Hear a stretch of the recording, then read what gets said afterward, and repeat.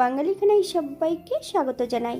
আপনারা তো অনেকভাবে গাজরের রেসিপি করে খেয়েছেন, একবার আমার মতন করে সহজ পদ্ধতিতে আপনিও শিখে নিতে পারবেন ছোট ছোট টিপস সহ।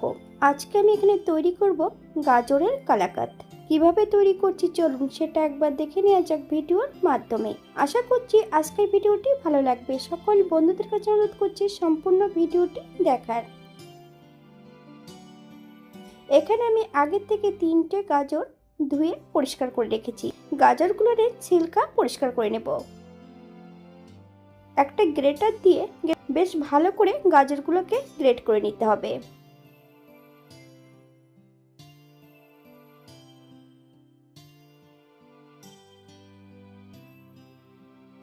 সম্পূর্ণ গাজরগুলো আমি গ্রেট করে নিয়েছি। এখানে আর নিয়ে নিয়েছি বেশ কিছুটা ঘি। আমি এখান থেকে আমার প্রয়োজন মতন ঘিটা ব্যবহার করব।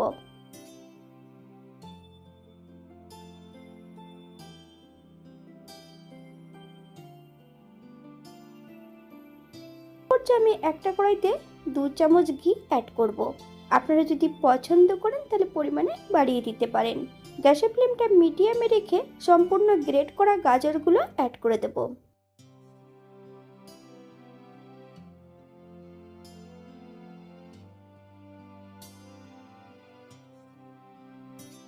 বাঙালি রান্না ঘরোয়া উপকরণ দিয়ে আপনাদের যদি রান্নাগুলো পছন্দ হয় তাহলে চ্যানেলটি সাবস্ক্রাইব করে দিয়ে পাশে থাকবেন। পাশে থাকা বেলটি বাজিয়ে দেবেন, নইলে নিত্য নতুন রান্নার নোটিফিকেশন পাবেন না।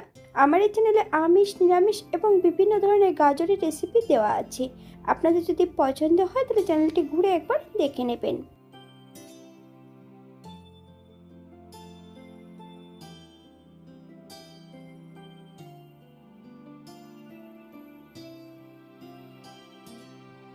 গ্যাসের ফ্লেমটা মিডিয়ামে রেখে 8 থেকে 10 মিনিটের মতন ভেজে নিতে হবে।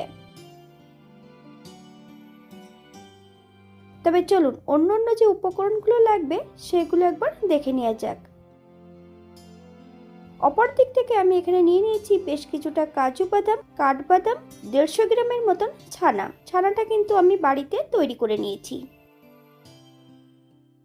দুটো এলাচ দুটোকে গুঁড়ো করে নিতে হবে। এরপর অ্যাড করব হাফ চামচ লবণ। আপনার স্বাদ অনুসারে লবণটা অ্যাড করবেন। বাদবাকি উপকরণগুলো আপনারা একবার স্ক্রিনে দেখে নেবেন।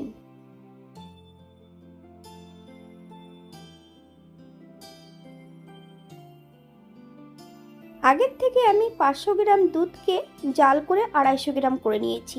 গ্যাসের ফ্লেমটা লোতে রেখে সম্পূর্ণ দুধটা অ্যাড করে দেব।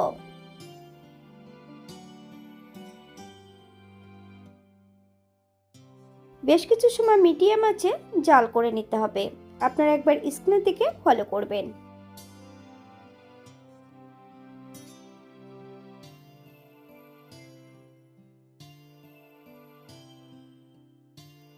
এখানে আমি 250 গ্রাম গাজরের জন্য 200 গ্রাম বাতাসা অ্যাড করব। আপনারা এর থেকে কম বেশি করে নিতে পারেন। আমি এখানে বাতাসা ব্যবহার করছি, আপনারা চিনি দিয়েও এটা করতে পারেন। গ্যাসের ফ্লেমটা হাইতে রেখে বেশ আরো 5 থেকে 7 মিনিটের মতো জাল করে নিতে হবে, অথবা যতক্ষণ গাঢ় হচ্ছে না ততক্ষণ কিন্তু জাল করে নিতে হবে। আপনারা একবার স্ক্রিনের দিকে ফলো করবেন।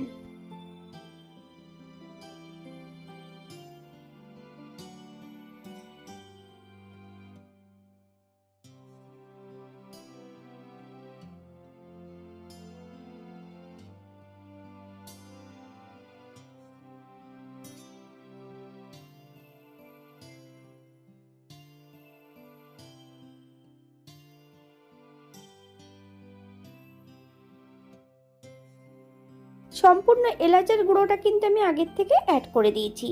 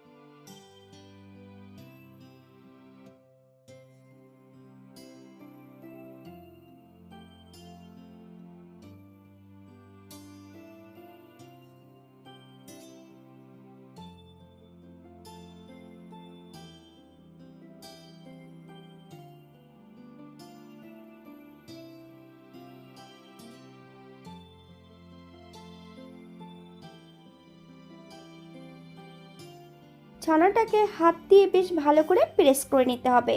সম্পূর্ণ ছানাটা অ্যাড করে দেব। আপনারা একবার স্ক্রিনের দিকে ফলো করবেন। তবে ছানা যখন অ্যাড করবেন গ্যাসের ফ্লেমটা কিন্তু লোতে রেখে।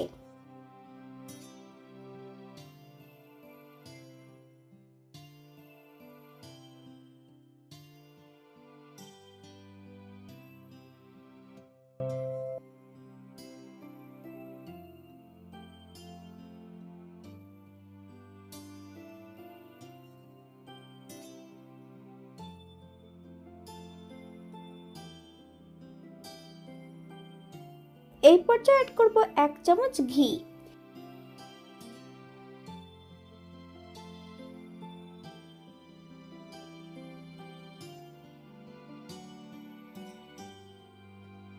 মিডিয়াম আঁচে আরো বেশ কিছু সময় জাল করে নিতে হবে।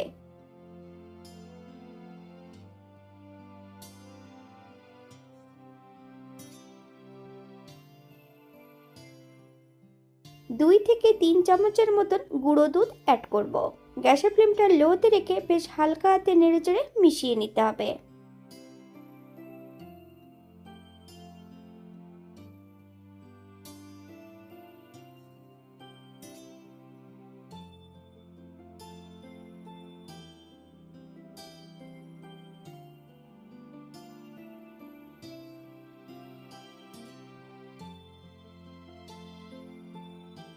কেটে রাখা সম্পূর্ণ বাদামের টুকরোগুলো অ্যাড করব।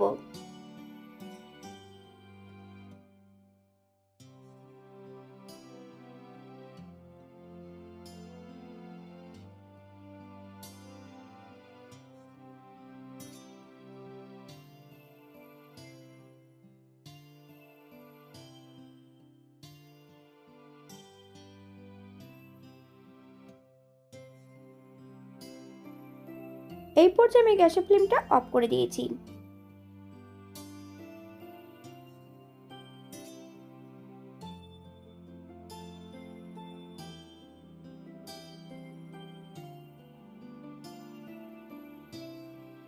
অন্য একটা পাত্রে আমি এটাকে নিয়ে নেব। তবে যে পাত্রে অ্যাড করতে হবে সেই পাত্রের নিচে বেশ 1 চামচের মতন ঘি প্রথমে লাগিয়ে নিতে হবে।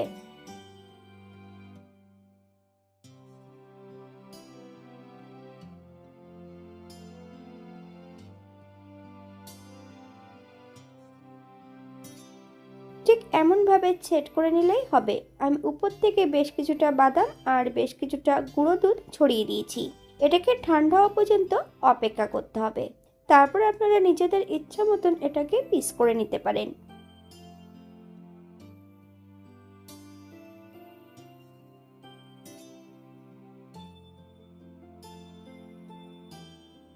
আমি যথারীতি এখানে কালাকাত তৈরি করব, তাই আমি চৌকো চৌকো করে কেটে নিয়েছি। আপনারা আপনাদের পছন্দ মতন কেটে নিতে পারেন। এটা দেখতে যেমন ভারী সুন্দর হয়েছিল, এটা খেতে কিন্তু অসম্ভব ভালো হয়েছিল। আপনারা বাড়িতে একবার একই পদ্ধতিতে তৈরি করে নেবেন। এখানে যে আমি উপকরণগুলো অ্যাড করেছি আপনারা এর থেকে কম বেশি করে নিতে পারেন। আজকের ভিডিওটি এই পর্যন্ত। সবাই সুস্থ থাকবেন, ভালো থাকবেন। অন্যদিন নতুন রেসিপি নিয়ে আপনাদের সামনে আবার আমি হাজির হব। নতুন ও পুরনো সকল বন্ধুদের অসংখ্য ধন্যবাদ ভিডিওটি দেখার জন্য। হাতে যদি সময় থাকে তাহলে একটা লাইক, কমেন্ট, শেয়ার করবেন।